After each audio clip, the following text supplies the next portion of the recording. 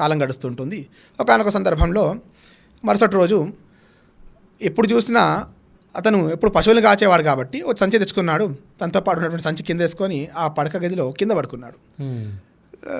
తను రాజు యొక్క కూతురు వస్తుంది, అదేంటి మంచం ముందు దానిపై పడుకోవచ్చు కదా అంటే, తల్లి నువ్వు పడుకునేటువంటి మంచం దానిపై నేను పడుకుంటానా?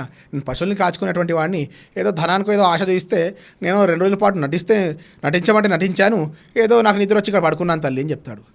అప్పుడు జరిగినటువంటి విషయానంతా కూడా రాజకుమారి గ్రహించి చాలా బాధపడుతుంది. చేయాలి కాబట్టి తాను కాళికా ఉపాసకురాలు, తాను కూడా తన తండ్రి కూడా కాళీ అమ్మవారిని మహాకాళిని ఉపాసన చేసేటువంటి వాళ్ళు. అమ్మవారిని ప్రార్థిస్తుంది, బాగా దుఃఖిస్తూ అమ్మవారిని అడుగుతుంది, అమ్మ నా గతేమిటి, ఇటువంటి భర్తను నాకు ఇచ్చావని చెప్పి చాలా బాధపడుతుంది. తనకు నియమం పెడుతుంది, నేను నిన్ను భర్తగా నిన్ననే స్వీకరించాను, కానీ మన దాంపత్యం సజావుగా సాగాలంటే నువ్వు విద్యావంతునివై ఉండాలి. అప్పుడు వీడికి అర్థం కాకుండా వీడి వివాహమైన విషయం వీడికి అప్పుడు తెలిసి వచ్చింది. అప్పటిదాకా వీడికి విషయం తెలియదు. వీడు నటిస్తున్నా అని చెప్పేసి నటనలో ఉన్నాను అనుకుంటున్నాడు. కానీ విషయం బహిర్గతమైంది. రాజకుమార్తెనే వివాహం చేసుకున్నానటువంటి విషయం తెలిసింది. తాను కూడా చాలా బాధపడుతున్నాడు. ఆ రాత్రి తను బాధపడుతూ వెళ్ళిపోతాడు ఇంట్లో నుంచి, రాజ్య మందిరం నుంచి వెళ్ళిపోతూ అనుకుంటాడు. గొర్రెలు కాసేటువంటి సందర్భంలో విన్నా మన నగరాల్ని పరిపాలించేటువంటి కాళీ అమ్మవారు మహాశక్తివంతురాలట. తాను రాత్రిపూట నగర సంచారం చేస్తుందంట. కాబట్టి నాకు విద్యను ఇవ్వగలగాలి అంటే అమ్మవారు అనుగ్రహమే కావాలి నాకు.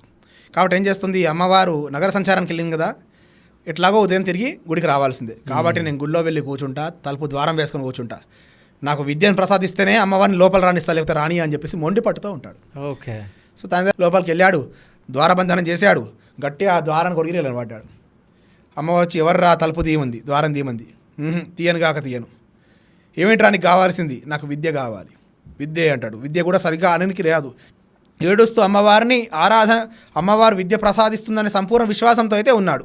అమ్మవారి దర్శనం కలిగితే, అమ్మవారు అనుగ్రహిస్తే, అమ్మవారిని అడ్డుకున్నట్లయితే అమ్మవారికి అనుగ్రహిస్తుంది అని చెప్పే భావన చేత సంపూర్ణ విశ్వాసం చేత అమ్మవారిని కోరుకుంటున్నాడు. ఎంత తీయమన్నా ద్వారం తీయడు.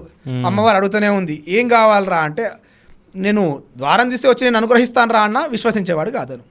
ఏం చేస్తుంది, ఆ కాస్త ద్వారం తీసి ఆ ద్వారంలో నుంచి నాలుక బయట పెడితే నాలుకపై అమ్మవారు బీజాక్షరాలు రాస్తుంది. ఆ బీజాక్షరాలు రాయగానే శ్యామలా దండకం అనేటువంటి గొప్ప స్తోత్రం చేస్తాడు ఆయన. అమ్మవారి రూపాన్ని వర్ణిస్తాడు.